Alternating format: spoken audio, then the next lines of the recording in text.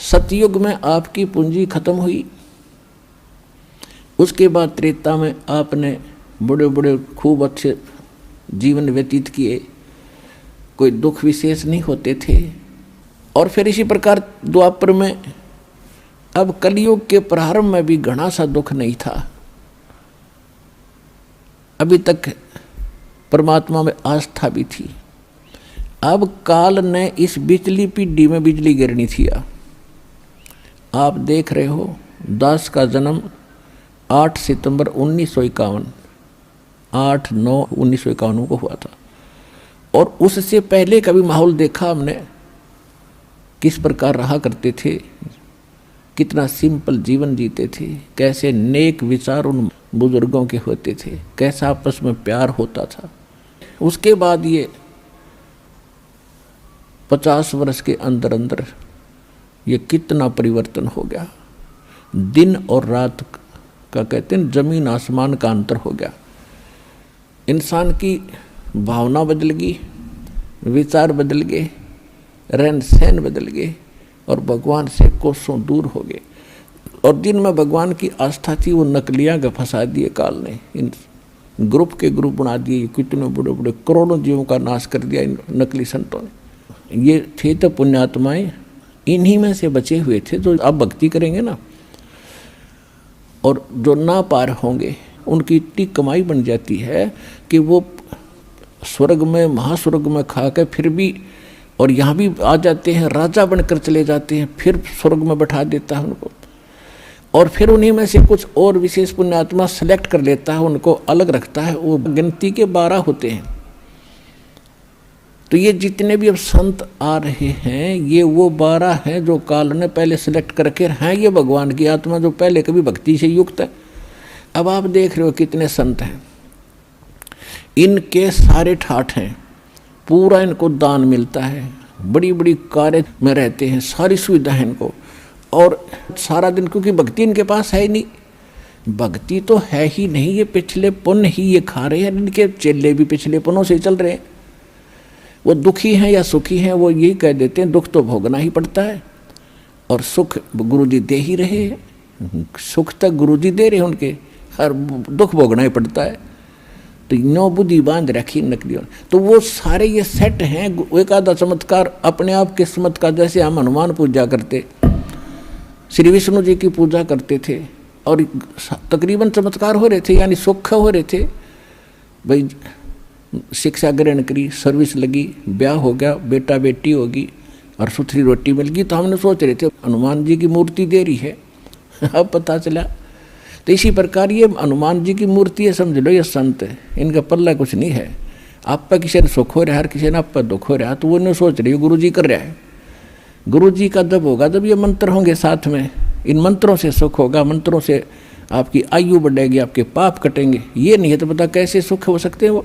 तो कहने का भाव ये है कि संत पिछले जन्म के पुण्यकर्मी प्राणी थे, और वो भी पुण्यकर्मी प्राणी जो भगवान के लिए भटकते भटकते इनका फंस गए, और ये फंस गए काल के। अब काल ने इनको इसीलिए पैदा कर दिया कि कोई भक्ति चाह है नहीं, उसके लिए तो उसने कर दिया, एजुकेशन दे दी, चौधरी पका दिए, कोई मंत्री, कोई महामंत्री बन गया, और कोई कुछ बन गया, और कोई छोटी मोटी पोस्ट पाकर सब आकड़ पाड़े अंडे हैं। थोड़े दिन IAS IPS बन गया, धरती तोल दे, और फिर अगले जन्म में गधा बना फिरेगा वो।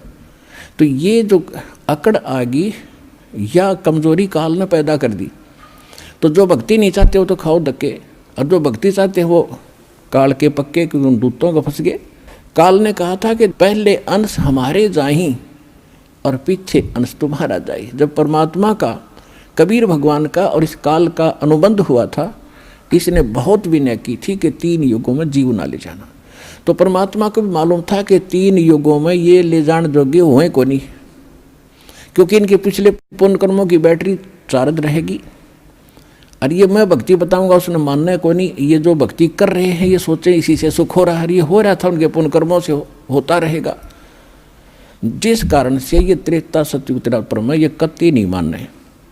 और काल राजी कर दिया, ठीक से भाई 3 युगों में तू कर ले जो तूने करना है। फिर चौथे युग में इसने कहा था कि चौथा युग में पहले मेरे हंस जा, मेरे दूत जावें और पीछे तेरा आवे। परमात्मा बोले यह भी मान ली तेरी जा और बोल। परमात्मा को पता था यदि मैं पहले भेज दूंगा अपने हंस ने तो वो सारी सच्ची कहेगा, फिर ये काल के दूत जाएंगे वो ये बताने लग जाएंगे, भिन्नता कहाँ रहेगी। तो काल ने ये सोचा था कि सा कंडम कर दूंगा, इन्हें ऐसा बना दूंगा या तो भक्ति करने जोगे रहेंगे नहीं, कोई शराब में, कोई सुल्फा, कोई अफीम, सारे अड़ंगे पर लगा दिए। जो भक्ति करते हैं वो कोई पत्थर पानी पूजन पर ला दिए या नकली संता का फंसा दिए। तो काल ने यह चालाकी करी थी कि पहले अंश मेरे जाही और पीछे अंश तेरा आई।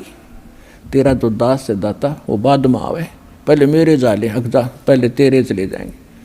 परमात्मा को पता था कि वो नकली संत जितने काल के दूत जाएंगे उन्हें ज्ञान तो है नहीं, इनके भगवान ने ज्ञान नहीं, तो वो ज्ञान क्या करेंगे, बकवास घड़ेंगे। तो वो बकवास घड़ घड़ के ज्ञान बता बता के उनकी कई पीढ़ी जा चुकी होंगी और उनकी पुस्तक बन चुकी होंगी, उनके ज्ञान की DVD बन चुकी होगी। तब मेरा दास जाओगा, उसका सुनियोजित तरीका था। ऐसे इंस्ट्रूमेंट कलयुग में मालिक ने बनवाए हैं, ये प्रोजेक्टर, टेलीविज़न, हाथों हाथ सच्चाई देगा मेरा दास जा करके, उन नकलियों के दिखाओगा नकली अनुभव और सदग्रंथों को दिखाएगा कि जिन महापुरुषों को मिले उन्होंने ये भक्ति की, यही हमारे सदग्रंथ बताते। तो 1 मिनट में उन सब की खाल तार कर रख देगा, सब बच्चे मुझे पहचानेंगे और मेरे पास आ जाएंगे फिर छोड़ छोड़ के।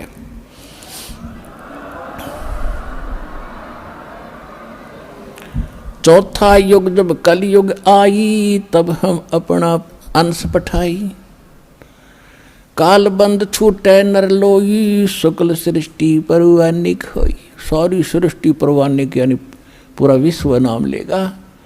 कलयुग बीते 5500 पाचा, जब यो वचन मेरा होगा साचा।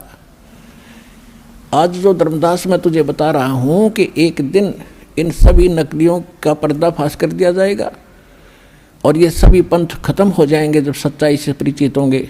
सब मजहब के लोग भी सत्य को स्वीकार करके पूरा मानव एक होगा और भक्ति करेंगे और इन प्रमाणों से इतने प्रभावित होंगे, फिर वो सभी नाम लेंगे, पूरा विश्व नाम लेगा।